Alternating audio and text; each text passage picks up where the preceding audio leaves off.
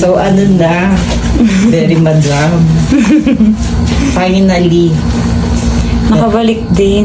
At dito na. Kaya nga, congrats. Deserve mo to.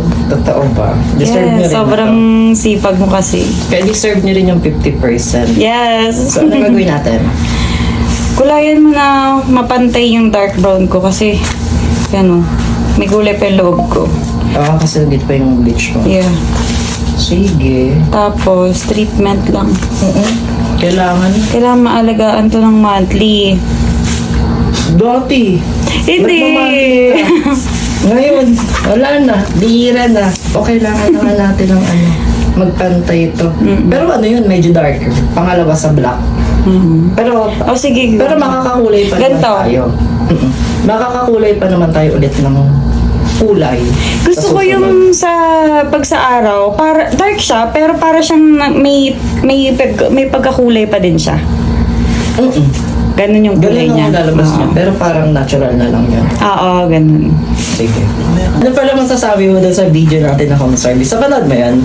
Oo. Daming bis, no? Kaya nga, Ang dami ko bongga. Dami ko na-inspired na hairdresser doon. Siyempre, pag mga kagaya mo magagaling, deserve yung malaking tip. Di, ayun yung purpose ko, kaya ako nag-video noon. Diba? Parang pa-inspired ng hairdresser na nag-home service. Kaya alagaan yung client nyo, lalo na kapag ganito yung client, ha?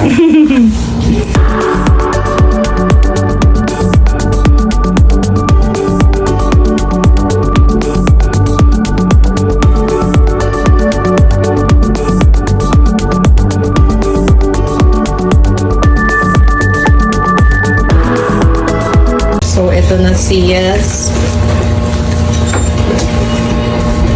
Diba? Yan, Queen Money yung color. Tapos yung haba. Yan, tinilim ko na rin ng konti. Ganda. Kasi yun yung mga dati pang hindi natatanggal. Okay lang. Yes, ang ganda. Yan, pantay na. Tigilan ang pagkukulay mag-isa. Kaya nga. Kailangan mo na magbalik loob para, alam mo na, gumanda na. Papay-healthy muna ako. Gaan na nung ulo ko. Matanggal lang dapat matanggal. Perfect. Thank you, sis. Salamat sa pagdayo.